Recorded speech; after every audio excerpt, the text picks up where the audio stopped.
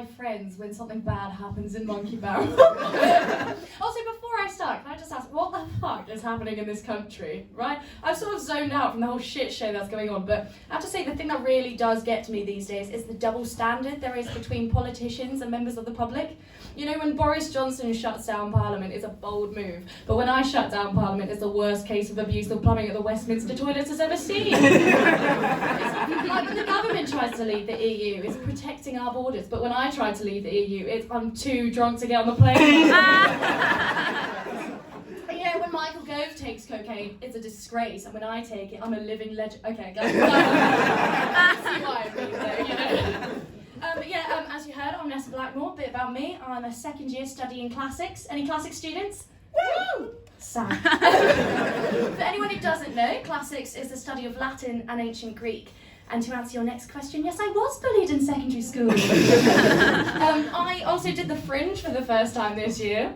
It was really cool. Thank you. Yeah, I have to say I was a bit scared doing it because I'm still fairly new to comedy. I've only been doing it about a year. And I'm a very firm believer in the phrase practice makes perfect, which is why I'm an average comedian, but an excellent chain smoker. Also, I was a bit misled by the phrase fringe festival. I seem to be the only one butt chugging unbranded vodka in the meadows, but I got myself a lovely time. I'm Irish. Yeah, you'd never guess by the voice, would you? I know I sound like a bit of a twat, but that's only because I am. Yeah, I know, my parents really fucked up, didn't they? Because I come from an Irish family, but I was mostly raised in southwest London, so I've got all the drinking problem with none of the whimsical charm. Yes, as you can tell by most things about me at this point, I am offensively middle class. I have to say, I haven't really helped myself today by dressing as the woman who's going to repossess your house in 30 years. You know what they say, if the shoe fits, steal it from the less fortunate. Yeah, I have to say, the best thing for me about leaving an Irish household to come to uni is that I no longer have to go to church on the weekends. Yay! Yay! Nice. Actually, I don't mind church most of the time, but the one thing I really hate is church at Christmas, right? Midnight mass at my church is like flying Ryanair. There's no seats, no frills, more than enough crying children, and it's a very bumpy ride. Now, quick disclaimer before I offend anyone. I am only trying to slag off one specific church here. You know, there's all these different denominations, you've got to make it clear. You go to a Protestant church if you're Protestant. You go to a Presbyterian church if you're Presbyterian. I go to a Catholic church because I'm atheist, but my parents are Irish. I don't quite know how to describe, like, I believe in God the same way Melania enjoys sex with Donald Trump. I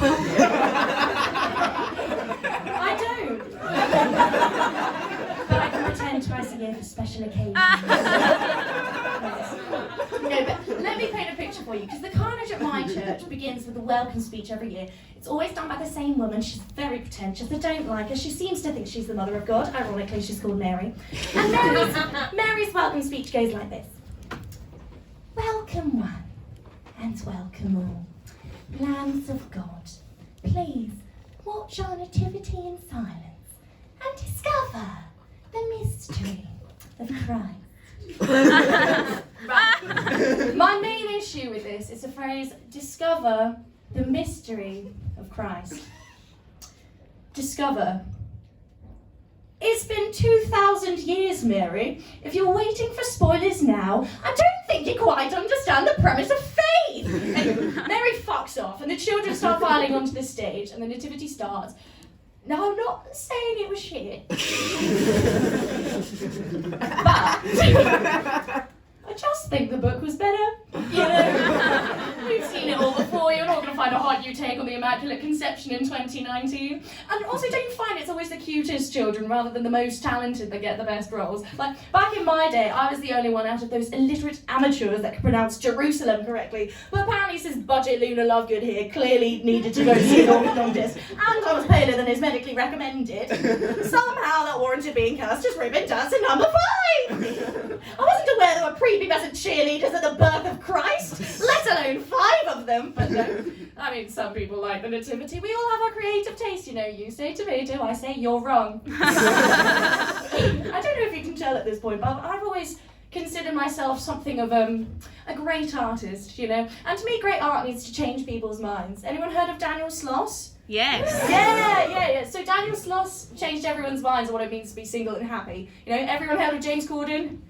Yeah, James Corden changed everyone's minds on what it means to be a total fucking sellout. And that's the kind of impact that I want to have on the world, but it's very hard to do that at a student cordy night, you know, and with limited intellect and real independent thoughts. So I thought, to get myself on the way to being the great artist I know I am, instead of trying to... Thanks. I thought, instead of trying to change your minds in one magnificent way, I'd try and change your minds on as many small things as possible. And if I try as many things as possible, I'm sure to be successful in at least one.